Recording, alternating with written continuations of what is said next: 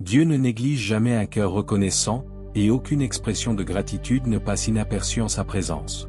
Un esprit reconnaissant est l'une des plus hautes formes de foi, car il fait confiance à Dieu au-delà des preuves visibles. Imagine quelqu'un qui retrouve un vieux cahier oublié dans son grenier, abîmé, poussiéreux et couvert de toiles d'araignée.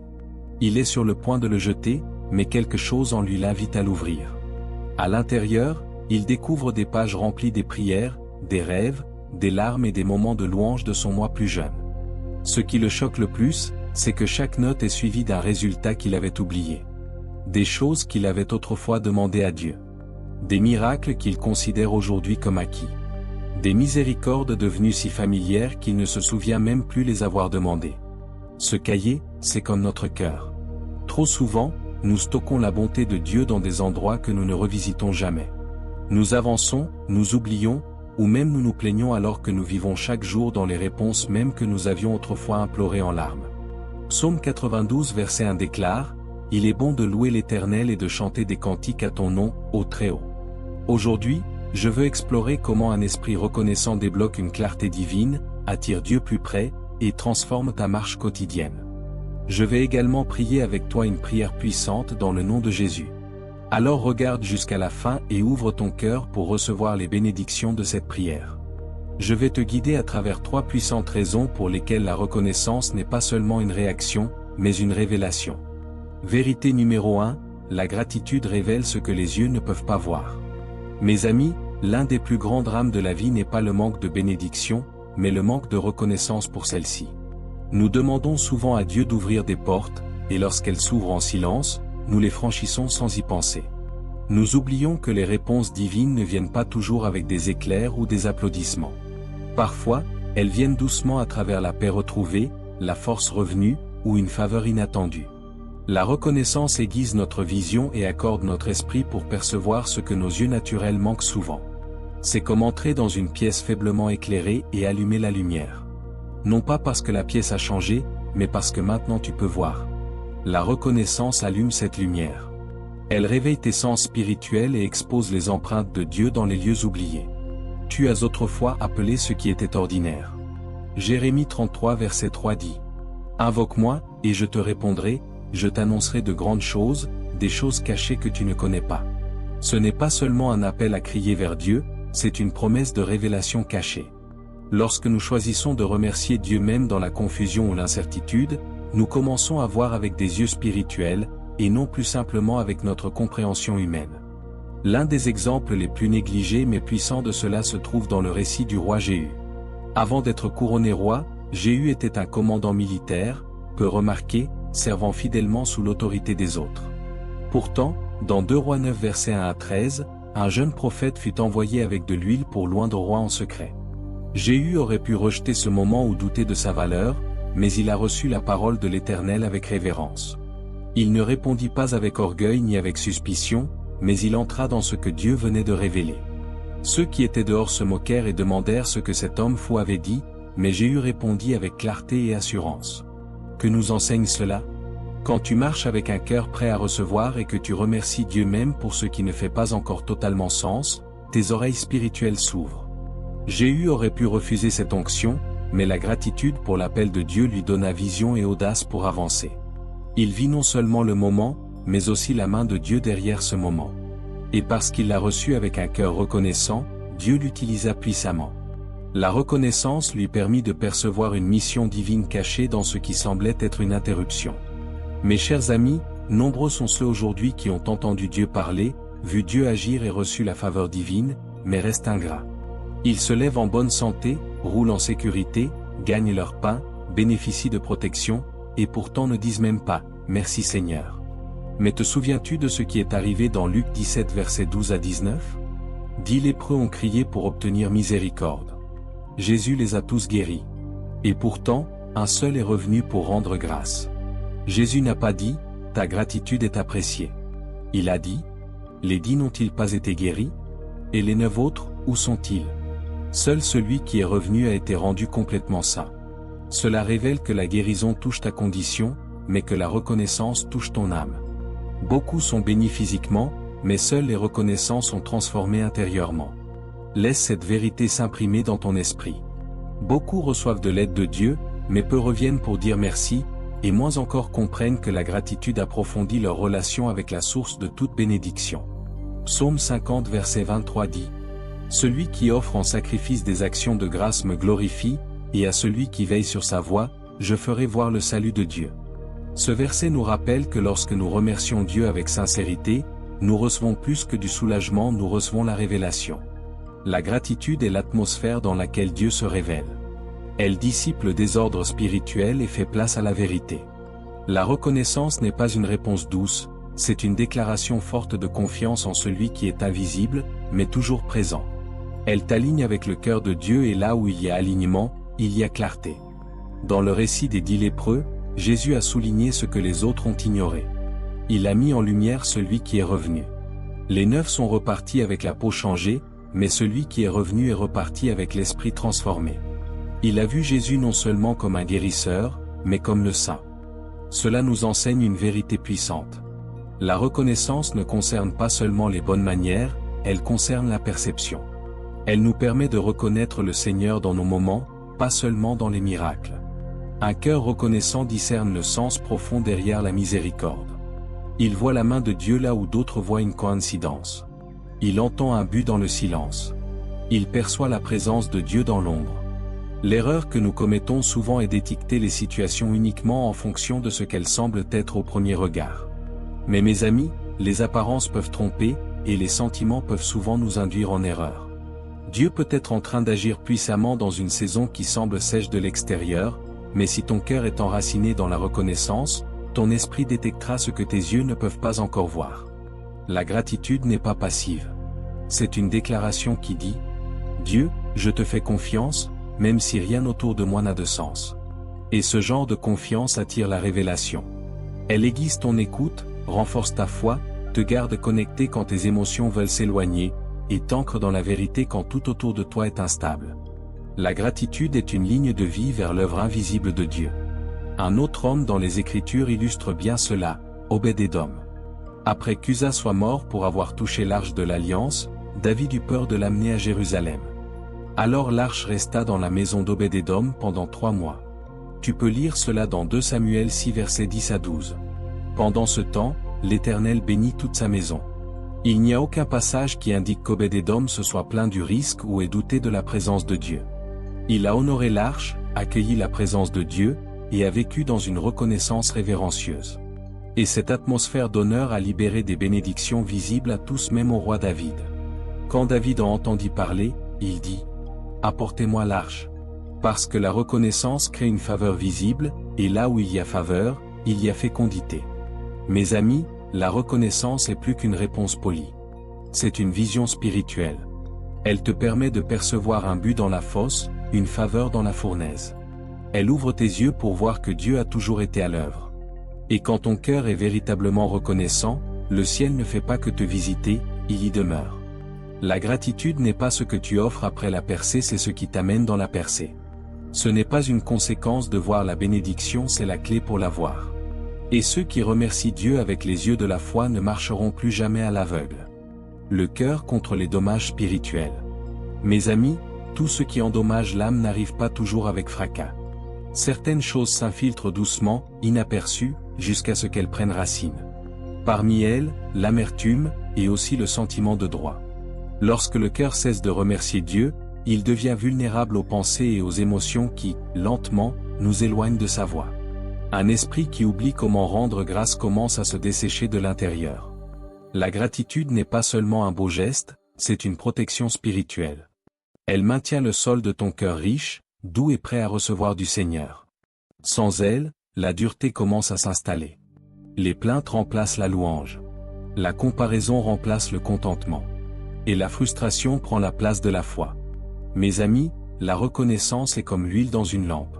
Sans elle, la lumière commence à vaciller et à s'éteindre. Mais lorsque l'action de grâce est présente, la flamme de l'espérance brûle intensément, et ton cœur reste tendre devant le Seigneur. C'est pourquoi certaines personnes se perdent. Pas parce qu'elles ont arrêté d'aller à l'église, mais parce qu'elles ont cessé de maintenir une relation intime et personnelle avec Dieu, et ne lui ont plus rendu grâce avec sincérité.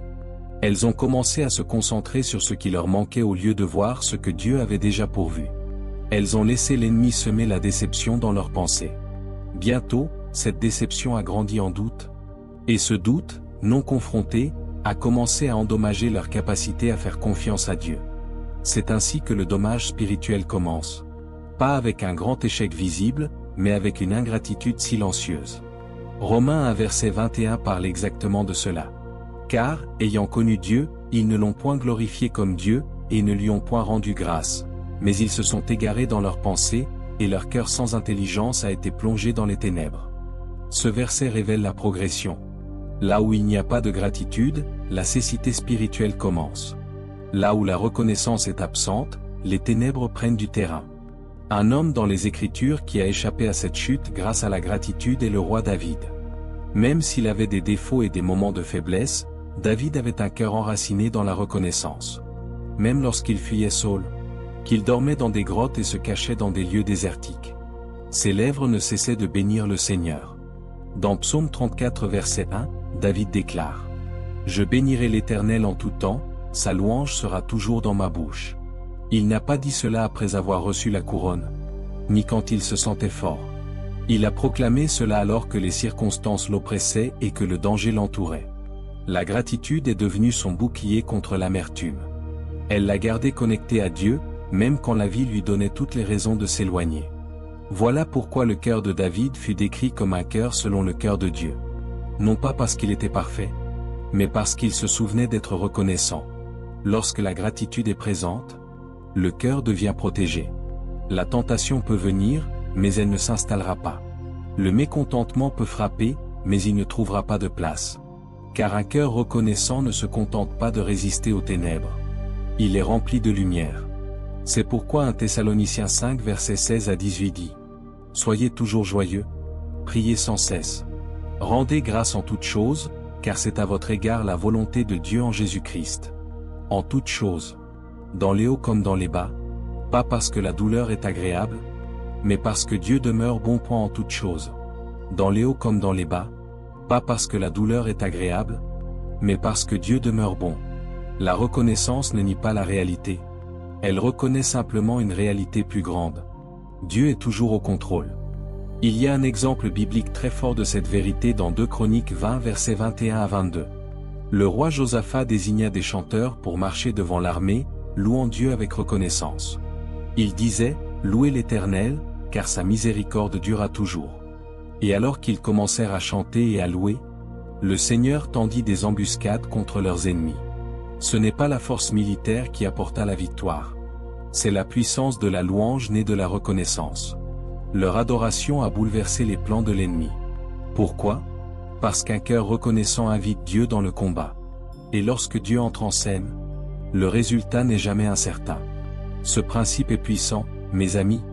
Beaucoup de vos combats n'ont peut-être pas besoin de plus d'efforts, mais de plus de reconnaissance. Lorsque vous élevez des actions de grâce au milieu de ce qui ressemble à une défaite, le ciel commence à bouger.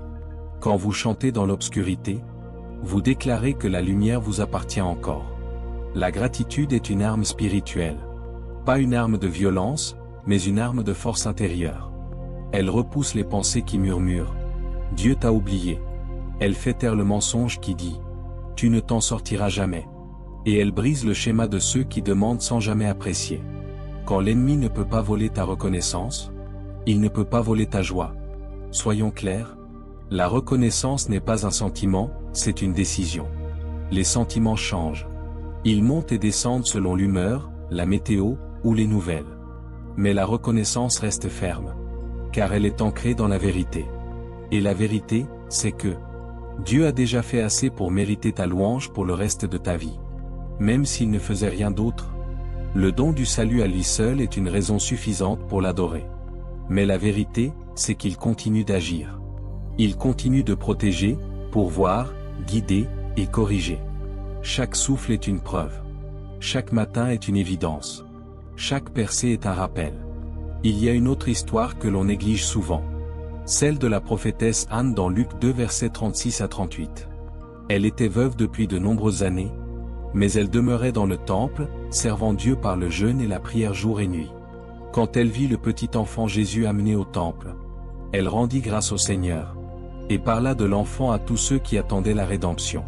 Elle avait attendu longtemps, enduré beaucoup, vu des générations passer, mais son cœur était encore reconnaissant.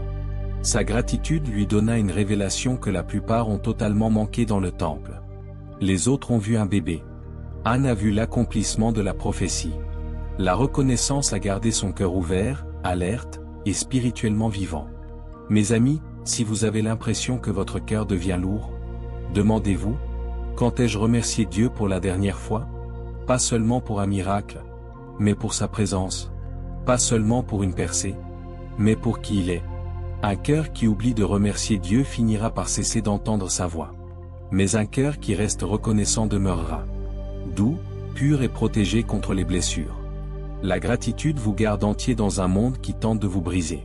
Et vérité numéro 3. La reconnaissance invite la présence de Dieu dans chaque moment. Mes amis, il y a une force cachée dans la reconnaissance. Ce n'est pas juste une réponse à ce que Dieu a fait. C'est une invitation sacrée à ce qu'il habite le moment présent. Beaucoup courent après les miracles de Dieu, mais ignorent le pouvoir de la reconnaissance pour faire venir sa présence dans la pièce. Psaume 22 verset 3 dit « Tu es saint, tu sièges au milieu des louanges d'Israël. » Quand nous rendons grâce, nous créons un lieu pour que le Seigneur soit présent, non seulement dans un moment, mais dans notre vie. La reconnaissance n'est pas un murmure après la victoire. Ce n'est pas un murmure après la victoire. C'est un son qui attire le ciel, même au milieu de la lutte. Corneille, dans Actes 10, est un exemple puissant de cela. Il était centenier romain, non élevé sous la loi juive. Pourtant il craignait Dieu, priait et donnait généreusement. L'ange qui lui rendit visite lui dit que ses prières et ses dons étaient montés devant Dieu comme un mémorial. Ce moment de reconnaissance changea l'histoire. Corneille devint le premier païen à voir le Saint-Esprit agir. Sa maison devint une porte pour le prochain mouvement de Dieu. Bien que le mot reconnaissant ne soit pas mentionné directement, son mode de vie reflétait un cœur profondément respectueux envers Dieu, et Dieu a répondu. La vraie reconnaissance n'est pas toujours bruyante, mais elle est toujours sincère. Elle coule d'un cœur qui voit la main de Dieu même avant que le miracle n'arrive. Dans Jean 11 verset 41, regarde ce que Jésus dit devant le tombeau de Lazare. Ils ôtèrent donc la pierre du lieu où le mort avait été déposé. Et Jésus leva les yeux en haut, et dit, « Père, je te rends grâce de ce que tu m'as exaucé. » Cela s'est produit avant que Lazare ne ressuscite. La gratitude n'était pas le résultat, elle était la préparation. Jésus a remercié avant le miracle, nous enseignant que la reconnaissance prépare le terrain pour la puissance. Souviens-toi, la présence de Dieu n'est pas limitée à un culte ou à un bâtiment d'église. Elle trouve repos dans les maisons remplies d'honneur. Elle s'installe dans les cœurs tendres, reconnaissants, prêts à recevoir et obéir. Quand tu commences tes matins avec reconnaissance, sa paix s'élève avec toi. Quand tu t'endors reconnaissant, il t'enveloppe de repos. Tu ne ressentiras peut-être pas le tonnerre, ni ne verras de flamme, mais sa présence gardera tes pensées. Psaume 16 verset 11 dit, « Tu me feras connaître le sentier de la vie, il y a d'abondantes joies devant ta face, des délices éternelles à ta droite. » Cette joie n'est ni superficielle ni temporaire, elle découle de la proximité de Dieu lui-même. Dans 2 Chroniques 5 versets 13 à 14, lorsque le temple de Salomon fut achevé, le peuple remercia et loua Dieu. Ils chantèrent, « Il est bon, et sa miséricorde dura toujours. » Alors, la gloire de Dieu remplit la maison si puissamment que les prêtres ne pouvaient plus rester debout pour servir. La reconnaissance du peuple devint un lieu où la présence de Dieu reposa. Dieu n'a pas été attiré par un cri désespéré. Il est venu parce qu'il l'honorait. C'est ce schéma que nous oublions souvent. Nous attendons un changement avant de rendre grâce. Mais dans les Écritures, la reconnaissance vient souvent avant le changement. La reconnaissance n'est pas une réponse faible. Prions notre Dieu plein de grâce et d'amour. Père céleste, Dieu tout-puissant, tu règnes au-dessus de tout, et pourtant tu t'approches de ceux qui t'invoquent en esprit et en vérité. Tu es digne de tout honneur, car ta présence change tout, et ta bonté ne s'éteint jamais. Je te remercie pour ta main sur ma vie, et pour chaque bénédiction que tu m'as donnée. Je te remercie pour ta patience envers moi, même quand mon cœur était trop distrait pour te louer. Seigneur, pardonne-moi pour les fois où j'ai laissé la plainte éteindre ma reconnaissance. Pardonne-moi pour les moments où j'ai péché contre toi. Je pardonne aussi à ceux qui m'ont offensé, comme tu m'as pardonné. Seigneur, crée en moi un cœur pur, et renouvelle en moi un esprit droit. Au nom de Jésus, je décrète et je déclare que je ne marcherai pas aveuglément à côté de ta bonté. Je réprimande tout esprit d'ingratitude, de mécontentement et d'attente égoïste. Au nom de Jésus. Merci Seigneur, car tu es proche de moi, dans le calme comme dans le chaos. Que mon esprit soit profondément conscient de ta présence, et que ma vie t'honore chaque jour. Même quand je ne comprends pas, je te fais confiance. Même quand je ne vois pas, je te rends grâce. Seigneur, bénis-moi réellement. Que ta main guérissante repose sur mon corps, mon âme et mon esprit. Dieu puissant, brise la puissance de toute attaque silencieuse contre moi. Le découragement, l'amertume, la peur, la fatigue spirituelle. Détruis toute mission cachée de l'ennemi destinée à voler ma joie et ma paix. Que tes anges campent autour de moi. Protège-moi du mal, des retards, des mensonges et des distractions. Que ta faveur m'accompagne partout où je marche. Bénis mes proches avec la même grâce et protection. Seigneur, alors que je prie avec tous ceux qui écoutent, je te remercie pour chaque cœur qui s'ouvre à toi maintenant. Nous nous mettons d'accord pour prier les uns pour les autres. Que ton Saint-Esprit tombe sur nous avec un feu nouveau. Aide-nous à être un peuple qui se souvient de tes œuvres et qui honore ta présence. Donne-nous le discernement pour te voir dans les petites choses. Donne-nous la force d'être fidèles et reconnaissants, même quand tout semble retardé. Nous déclarons la guérison dans chaque domaine de nos vies. Et nous réclamons la victoire au nom de Jésus-Christ. Nous te remercions pour ce que tu as déjà fait, et pour ce que tu es en train de faire, même maintenant. Car à toi appartiennent le règne, la puissance et la gloire, pour toujours et à jamais. Merci Seigneur d'avoir entendu et exaucé ma prière. Au nom puissant de Jésus je prie. Amen. Si tu as été béni par ce message, tape le mot Amen dans les commentaires ci-dessous. Je déclare que toutes les bénédictions de cette prière sont maintenant sur ta vie, au nom de Jésus. Tu peux nous aider à toucher plus de personnes et à répandre l'évangile en partageant cette vidéo à un ami ou un proche. Et en cliquant sur le bouton j'aime. N'oublie pas de t'abonner à la chaîne pour d'autres vidéos qui béniront ton cœur et élèveront ton esprit. Nous remercions tous ceux qui nous soutiennent. Tu es béni pour être une bénédiction.